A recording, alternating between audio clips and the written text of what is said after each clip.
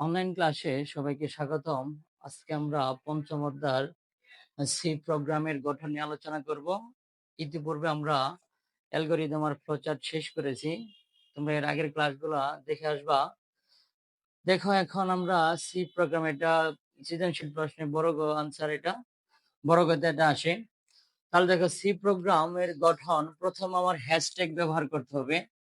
Hashtag প্রথমে, তারপর include studio.h, এটা তার হচ্ছে কি হ্যাশট্যাগ কোনিয়া ডট এস, এই দুটো হচ্ছে আমার লাইব্রেরি ফাংশন। এটা কি ফাংশন?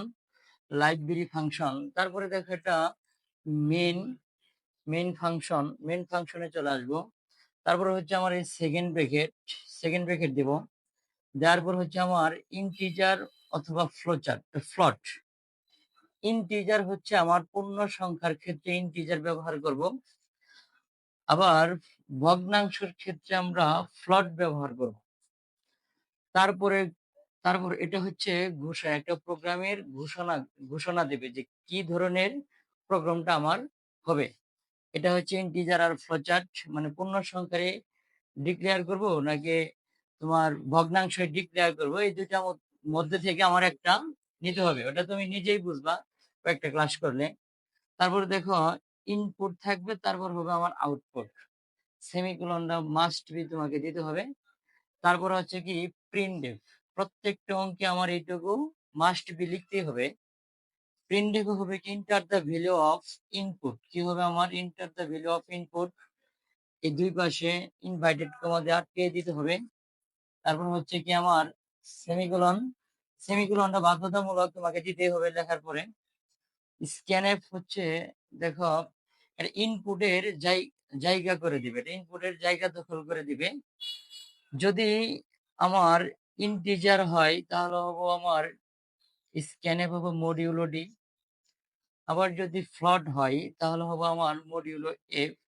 এই দুইটা ক্লাস তোমাকে নিতে হবে, তারপর তোমরা বুঝবা। তারপর দেখো, ইনপুটের জায়গা দখল করে দিবে। ইনপুটের জায়গা দখল করে দিবে, কিভাবে দিবে এটা পরবর্তী ক্লাসে আমরা দেখব। এটা শুধু জাস্ট একটা গঠন আমি তোমাকে দেখাচ্ছি।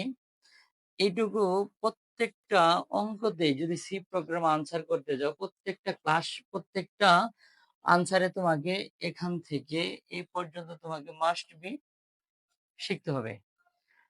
নামাজ পড়তে গেলে যেমন আলহামদুলিল্লাহ সূরাটা বাধ্যতামূলক হয়, তেমনি সি প্রোগ্রাম করতে গেলে এটা ঠিক সেম ভাবেই তোমাকে এটা মুখস্থ রাখতে হবে যে এখান থেকে এইটুকু আমাকে বাধ্যতামূলক করতে হবে। তারপরে দেখো, এখানে ফর্মুলা বা লজিক সূত্র, যে সূত্রগুলো আমরা ওই ফ্লোচার্টে আয়তকার মধ্যে নিয়েছিলাম, এখানে এটা আমরা নিব। ওই সূত্রটা এখানে আমরা শুধু বসাবো, যত লজিক আছে সব এখানে বসাবো। তারপরে দেখো, লাস্ট কাজ হচ্ছে আমার কি প্রিন্টএফ যদি আমি আবার বলি ইন্টিজার দেওয়া থাকবে তাহলে হবে কি মডিউলো ডি।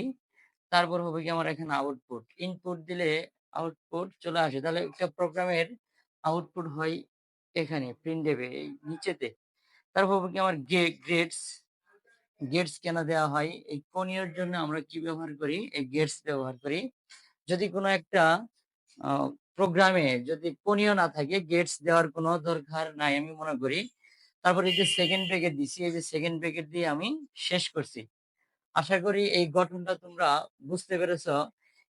এটা না বুঝলেও আমি একটা অঙ্ক করব, যদি অঙ্কতে চলে যাই তাহলে তোমরা বুঝতে পারবে। ধারাবাহিকতায় ক্লাসগুলো তুমি মনোযোগ সহকারে দেখতে থাকবে।